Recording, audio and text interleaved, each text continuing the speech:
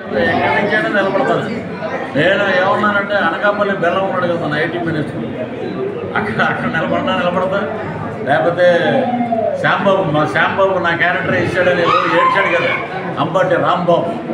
ఆయన ఏంటంటే నాకు నిజంగా డైలాగులు చెప్పడం, పరిగెట్టడం, ఫైట్లు చేయడం అక్కడ వరకు అయితే నేను బాగా చేయగలుగుతాను. కానీ డ్యాన్స్ ఉండగా ఆయన చేసినట్టు నాకు రాదు.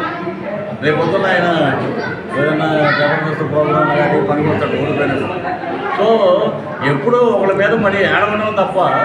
ఇప్పుడు వైఎస్ఆర్సీపీ రోజా గారు గుడ్ మార్నింగ్ కొత్తగా చెప్పింది ఇలా అంది. ఇలా మా నాయకుడు వైజాగ్ వెళ్ళినప్పుడు ఇలా అంది. అది అసభ్యం కాదు. దాడి సత్యనారాయణ గారు మాట్లాడిన దాన్ని మేము ఖండిస్తాం. ఒక పార్టీలకు అతీతంగా ఒక మహిళ మీద అలాంటి మాటలు మాట్లాడటం అనేది తప్పు. కానీ మనమేంటి, మనం ఏం చేస్తాం? దీనికి ఉత్తరాది మన చెన్నై నుంచి మరి వాళ్ళకి తెలియదు కదా. జరిగిన వారానికి హీరోయిన్ అందరూ స్పందించారు.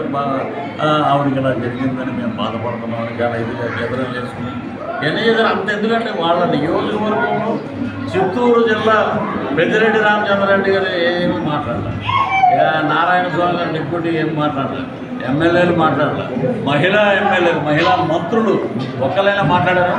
ఎవరు మాట్లాడలేదు. ఇదేంటంటే అహంకారం ఎక్కువగా ఉంటుంది. కాలగర్భాన్ని కలిసిపోతారు. రేపు చూడండి ఇప్పుడు